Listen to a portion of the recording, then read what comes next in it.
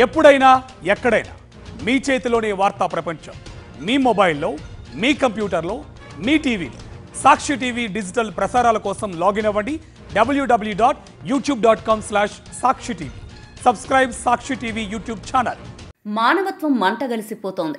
పేగుబంధం ప్రశ్నార్థకమవుతోంది. ముక్కు ముఖం తెలియని వ్యక్తులతో ఆన్లైన్ ప్రేమలు, కట్టుకున్న వాళ్ళను కన్న వాళ్ళను వదిలేసి చెక్కేస్తున్నారు. ప్రియుడు తన వెంట రమ్మని వెంటపడ్డంతో ముక్కు పచ్చలారని కన్నబిడ్డను దిక్కులేని అనాథగా బస్టాండ్లో వదిలేసి వెళ్లింది ఓ మానవత్వం లేని తల్లి. అమ్మ ఎక్కడికెళ్లిందో తెలియక బిక్కుబిక్కుమంటూ ఉండిపోయిన బిడ్డని గమనించిన ఆర్టీసీ సిబ్బంది పోలీసులకు సమాచారం ఇవ్వడంతో ఈ ఘటన వెలుగు చూసింది.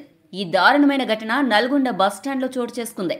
నల్గొండ జిల్లా కేంద్రంలోని ఆర్టీసీ బస్టాండ్లో ఓ మహిళ 1.5 ఏళ్ల కొడుకును వదిలేసి వేరే యువకుడితో బైక్ మీద వెళ్లిన ఘటన వెలుగులోకొచ్చింది. నల్గొండలోని పాత బస్తీకి చెందిన ఓ యువకుడితో హైదరాబాద్కు చెందిన నవీన అనే వివాహిత ఇన్స్టాగ్రామ్లో పరిచయమైంది. మహిళకు పెళ్లై 15 నెలల బాబు ధనుష్ ఉన్నాడు.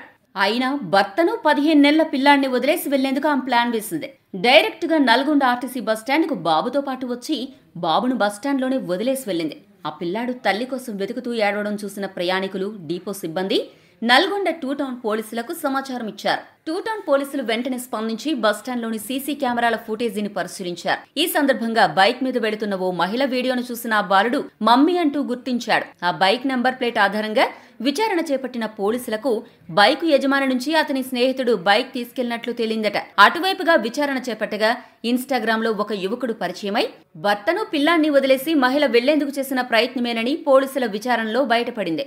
అనంతరం మహిళను, ఆమె ఇన్స్టాగ్రామ్ ప్రేమికుణ్ణి, ఆమె భర్తను పోలీస్ స్టేషన్ కు పిలిపించి కౌన్సిలింగ్ ఇచ్చారు. బాలుడు తండ్రికి పిల్లాన్ని అప్పగించారు.